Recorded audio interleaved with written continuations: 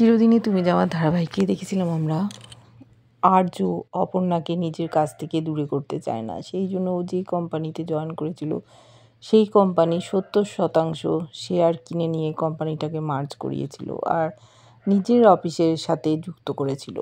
অপর্ণা এসবের কিছুই জানতে পারেনি, চিরদিনের জন্য ছেড়ে গেছিল আর্য স্যারের অফিস, সেখানেই যে আবার ফিরে আসতে হবে বুঝতে পারেনি।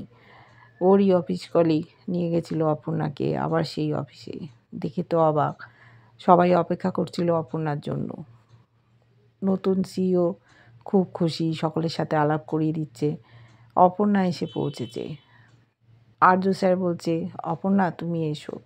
ও বুঝতে পারছে না কি হচ্ছে। কিঙ্কর মীরাও অবাক। কিঙ্করকে মীরা বলছে, তুমি কি কিছু জানতে পেরেছিলে আর্য এরকম কাজ করবে? বলছে, মীরা ম্যাডাম তুমি তো আর্যর সাথে ছিলে। বলছে, আমি তো ঘূর্ণাক্ষরেও জানতে পারিনি, হঠাৎ একটা কোম্পানি 70% শেয়ার কিনে নিল, কী ব্যাপার বুঝতে পারছি না। বলছে, তুমি কি কোনো কারণ দেখতে পাচ্ছ না, না বুঝেও বুঝছো না? আর্য হাতটা বাড়িয়ে অপর্ণাকে নিয়ে যেতে চেয়েছিল। অপর্ণা তো অবাক, বুঝতে পারেনি। ও হাত জোর করে নমস্কার জানিয়েছে। বলছে, অপর্ণা এসো তুমি। দেখো, আমি চাইনি তুমি আমার কাছ থেকে দূরে চলে যাও। আর দুটো কোম্পানির লোকজন একসাথেই কাজ করবে। ও একটু অসন্তুষ্টই হয়েছে, অনেক কিছু বলতে চায়। এদিকে নতুন কোম্পানির অনেক এমপ্লয়ি যারা এখানে এসেছে তাদেরকে অভিবাদন করা হয়েছে। ওরা প্রথমে ভয় পাচ্ছিল, কিন্তু এখানে এসে উষ্ণ আহ্বান দেখে অভিভূত। আর্য স্যার বলেছে, এটা আমার কোম্পানি না, এটা সকলের কোম্পানি, আমরা সবাই মিলে এখানে কাজ করি। একসাথে আমরা আজকে লাঞ্চ করব, সবার সাথে পরিচিত হব। অপর্ণা জন্য ডেস্কটা অপেক্ষা করছিল। FM দা এসছে, বলছে, অপর্ণা ম্যাডাম এখানে কোনো চেয়ার খালি যায় না, কিন্তু তোমার চেয়ারটা খালি ছিল। তুমি যবে থেকে চলে গেছো যেন প্রাণ ছিল না অফিসের। সবাই তোমাকে খুব মিস করেছে। তুমি সেদিন কফি না খেয়ে চলে গেছিলে, আমি তোমার ডেস্কে কফি রেখে দিয়ে এসেছি।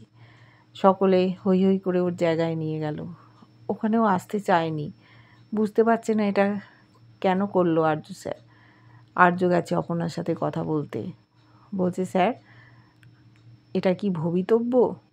ভবিতব্য তো না, আমি সময় চেয়েছিলাম, অপেক্ষা করতে বলেছিলাম, এটা আপনি কি করলেন? টাকার জোরে আপনি একটা অফিস কিনে নিলেন, কেন করলেন? বলছে, দেখো আমি চাইনি তুমি আমার কাছ থেকে দূরে চলে যাও, আমরা যাতে একসাথে থাকতে পারি, রোজ দেখা হয়, সেই জন্যই এই ব্যবস্থা করেছি।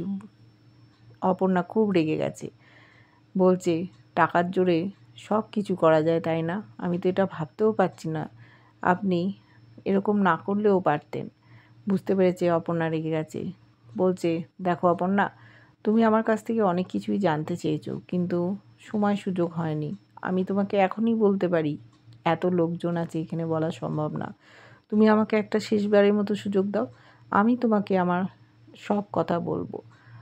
অপর্ণা বলল, দেখুন স্যার, আপনি তো অনেকবার চেষ্টা করেছেন, আমি অনেক কথা জানতে চেয়েছি কিন্তু বলতে পারেননি আপনি।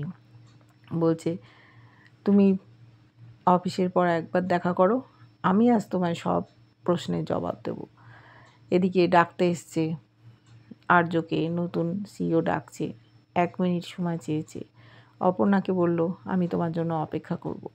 অপর্ণা নিজের কাজ করছে, এদিকে আর্যও নিজের ঘরে কাজ করছে।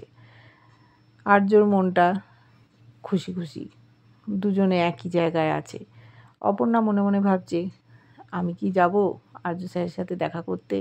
সেই তো নিজের মনের কথা বলবে না, বারবার আটকে যায়। এদিকে আর্য অপেক্ষায়, কখন সন্ধে হবে, দেখা করবে। সেই সময় মীরা এসছে, সন্ধে 7টায় একটা কোম্পানির সাথে মিটিং আছে, কিন্তু আর্য বলছে, না আজকে তো হবে না, তুমি পোস্টপন করো। বলছে, এদের সাথে তো বারবার আমরা পোস্টপন করছি, মিটিংটা ক্যান্সেল হয়ে যাচ্ছে। বলছে, তোমার কোনো কাজ আছে? বললো, হ্যাঁ কাজ। বলছে, কী কাজ? বলছে, পার্সোনাল কাজ, সবই তোমায় বলতে হবে, তুমি ওটা ব্যবস্থা করো। অফিস থেকে বেরিয়ে গেল। ভাবছে মীরা, কী ব্যাপার, অপর্ণার সাথে দেখা করবে? কিন্তু অপর্ণা তো এখনও অফিসে। সবাই ছুটির পর বাড়ি চলে যাচ্ছে। অপর্ণাকে জানতে চাইলো, তুমি যাবে না? FM দা এসছে। বলছে হ্যাঁ, এইবার আমি বেরোবো। ওদিকে আর্য পৌঁছে গেছে, অপেক্ষা করছে অপর্ণার জন্য। অপর্ণা কি আসবে বুঝতে পারছে না। বৃষ্টি পড়ছে খুব, ছাতা নিয়ে দাঁড়িয়ে দেখছে দূর থেকে অপর্ণা আসছে, যেন কেউ টেনে নিয়ে আসছে অপর্ণাকে। আসতে চায়নি, আর্য স্যার অপেক্ষা করবে। ওদিকে দেখেছি বাড়িতে আর্যর মা বসে কফি খাচ্ছে। মানসী এসছে, বলছে আর্যদা এখনও ফেরেনি? বলছে তুমি হঠাৎ ওর চিন্তায় এত ব্যাকুল কেন? বলছে না, ঝড় বৃষ্টি হচ্ছে, সময় হয়ে গেছে, তাই জন্য জিজ্ঞেস করছি। খুঁচিয়ে সমস্ত কথা জানতে চায়। বলছে আচ্ছা মাদার ইন ল, অর্ক ছোটোবেলায় কেমন ছিল? বললো অর্ক অর্ক খুব শান্তই ছিল, খেলাধুলো করতো।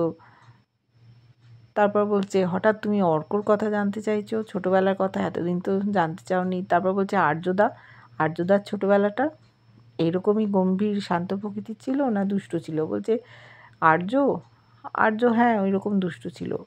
আর্যর কথা বলতে গিয়ে দুবার ঢোক গিলেছে। মানুষই সেটা লক্ষ্য করেছে, কেন বলতে পারছে না। খুঁচিয়ে সমস্ত কথা আদায় করতে হবে।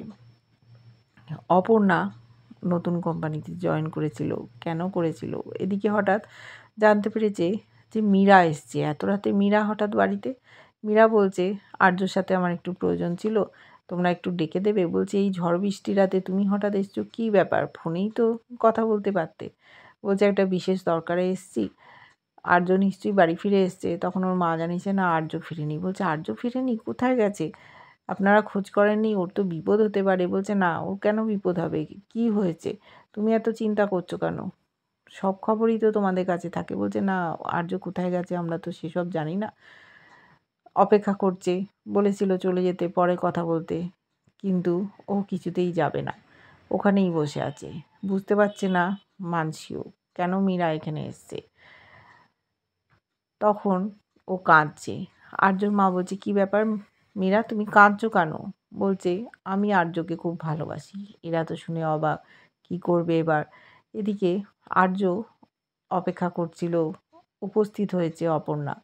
অপর্ণা বলছে স্যার, এতদিন তো হয়ে গেল, আপনি আপনার মনের কথা কোনো দিনই বলতে পারেননি। অনেক প্রশ্ন করেছিলাম। বলছে আজ আমি ঠিক বলবো, তুমি একটু দাঁড়াও। কিন্তু অপর্ণা চলে যাচ্ছিল। সেই সময় আর্য বলেছে যে রাজনন্দিনী আমার স্ত্রী। শুনেও আকাশ থেকে পড়েছে। বলছে আপনি স্যার বিবাহিত, তারপরেও আপনি আমার সাথে সম্পর্ক রাখার কথা ভেবেছেন? বলছে রাজনন্দিনী আর আমার জীবনে নেই, ওই পৃথিবীতেই নেই, অনেক দূরে চলে গেছে। অপর্ণা আর এক মুহূর্ত ওখানে দাঁড়িয়ে থাকেনি।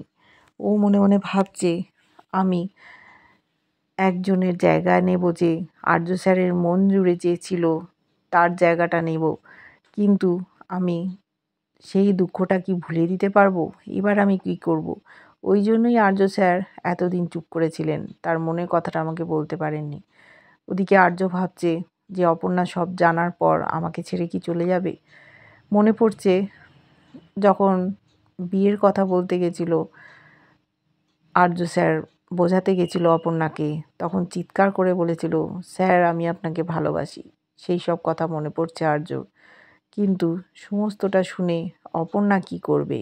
অপর্ণাও বুঝতে পারছে না। ও অবাক হয়ে গেছে আর্য স্যারের কথা শুনে। ছাতা ফেলে দিয়েছে, প্রবল বৃষ্টিতে ভিজতে ভিজতে চলে যাচ্ছে।